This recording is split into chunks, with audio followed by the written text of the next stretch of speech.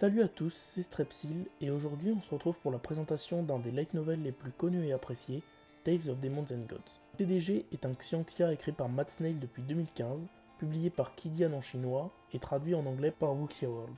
On y suit l'histoire de Nieli, un des plus puissants invocateurs de son temps, tué par l'empereur vertueux et réincarné à l'époque où il avait 13 ans en conservant tous les souvenirs de sa vie antérieure. Il décide de profiter de cela pour progresser au plus vite pour sauver sa famille et ses amis d'un assaut de bêtes démons qui aura lieu dans le futur et pour prendre sa revanche sur l'empereur. On a dans cette œuvre une classification des rangs de culture très classique. Les personnages cultivent leur énergie interne pour atteindre le rang supérieur, avec comme rang du plus faible au plus élevé, bronze, argent, or, or noir et légende. Chacun est composé de 5 niveaux intermédiaires. Alors il y a deux types de combattants, les guerriers et les invocateurs. Les premiers, ils utilisent leur force brute pour combattre, alors que les autres, ils fusionnent avec un esprit démon qu'ils ont assimilé. Les invocateurs étant bien plus puissants que leurs homologues au même rang, on ne trouvera que très peu de guerriers au fur et à mesure que l'histoire avance. Déjà, c'est possible que vous connaissiez le manual publié aux éditions Nazca en France. Actuellement, 4 tomes sont sortis. Si vous n'osez pas vous lancer dès le début dans le light novel, je vous le conseille, c'est bien dessiné, on peut voir ce genre de tête de Nelly, et rien que pour ça, ça vaut le coup. Il n'y a presque aucune différence entre le manual et le light novel, notamment parce que c'est l'auteur qui s'en occupe. Forcément, il y a plus de détails dans le LN en ce qui concerne la psychologie des personnages ou les descriptions des armes, armures et pouvoirs. Sinon, le light novel est traduit en français sur le site Xiaoaz, c'est vraiment de bonne qualité et il y a les 483 chapitres parus à ce jour. Alors, en termes de classement, il est classé 145e sur Web Novel et 245e sur Box Novel, ce qui, à mon avis, n'est pas vraiment représentatif de l'appréciation générale. En effet, de la même manière que Transcending the Nine Heavens et son rythme de parution totalement aléatoire, la note de Tales of Demons and Gods souffre de la parution mensuelle du novel. En opposition à ça, le manual est très bien classé sur le site de lecture en ligne, deuxième sur Scan Manga derrière Kimetsu no Yaiba et devant One Piece, et deuxième sur l'Elscan derrière Solo Leveling, dont je parlerai bientôt, et devant SNK et Berserk. C'est pareil pour les sites anglophones, il est deuxième sur Read Manga derrière Battles for the Heavens et devant Soulland. Avant de passer à mon avis, j'aimerais énumérer tous les points positifs de la superbe adaptation animée qui a été faite. Ok, donc maintenant mon avis sur le LN. Là pour moi c'est vraiment génial. L'histoire est cool, les personnages sont attachants, Nelly est hyper charismatique, rusé et OP, et perso c'est ce que j'adore. Il n'hésitera pas à faire des plans très fourbes, dont je n'aurai pas d'exemple ici pour éviter le spoil.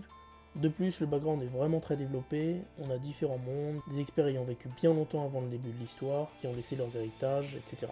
Je trouve que c'est assez important dans une œuvre, ça permet vraiment de mieux s'immerger. Le meilleur exemple à mon avis One Piece, Eiichiro Oda il a fait un taf de malade sur son histoire, et le rendu est incroyable. Je pense que TDG c'est un bon moyen de faire le pont entre manga, shonen et light novel, parce que ça se ressemble beaucoup. On a une évolution en force du perso principal et ses amis, on a le fait que même les plus faibles peuvent devenir forts avec du travail, des thèmes récurrents comme l'amitié, l'amour, etc. On a aussi des moments un peu plus philosophiques, notamment sur la destinée, plus précisément avec les réincarnations, notamment de l'empereur Kongming, ou des différents experts capables de vaincre l'empereur vertueux. Évidemment, c'est pas parfait, on peut critiquer le côté un peu harem, mais personnellement, je trouve que ça ne prend pas assez de place pour que ce soit vraiment dérangeant. Salut SAO, ou encore le développement des personnages secondaires. Ça commence bien, on apprend leurs origines, leur famille, entre celui qui a une famille pauvre et qui fait tout pour sortir sa famille de la misère, celui qui vient d'une famille n'ayant pas particulièrement de problème d'argent, mais qui est trop fainéant pour se donner la peine de travailler, ou encore celle qui vient d'une famille noble et promise à l'un des fils d'une famille majeure, mais qui refuse de devoir subir son mariage et décide de devenir forte pour pouvoir prendre son destin en main.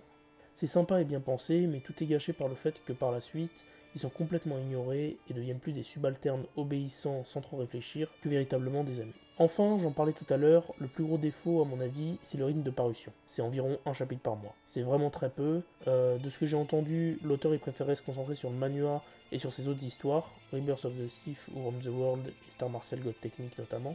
Sur les derniers chapitres, on voit bien que l'auteur il rush son histoire. Donc attention, si vous n'êtes pas au chapitre 480 du light novel, je vous conseille de passer un peu plus tard dans la vidéo. Donc, même si sa réconciliation avec le Seigneur Démon est prévisible par rapport à ce qu'a dit le maître ancestral Daozang dans le palais divin du néant illusoire, pour rappel, Nieli il a besoin des 5 autres réincarnations des experts capables de vaincre l'empereur vertueux, et le Seigneur Démon il en fait partie. Je trouve ça un peu facile que Nieli accepte si rapidement de coopérer avec le Seigneur Démon qui lui a donné de quoi ressusciter son futur beau-père. Personnellement, j'aurais préféré qu'Yezong y reste mort, il a eu une fin héroïque, qui a eu notamment sur Yetsiyun et Nieli l'envie de progresser vite pour pouvoir se venger.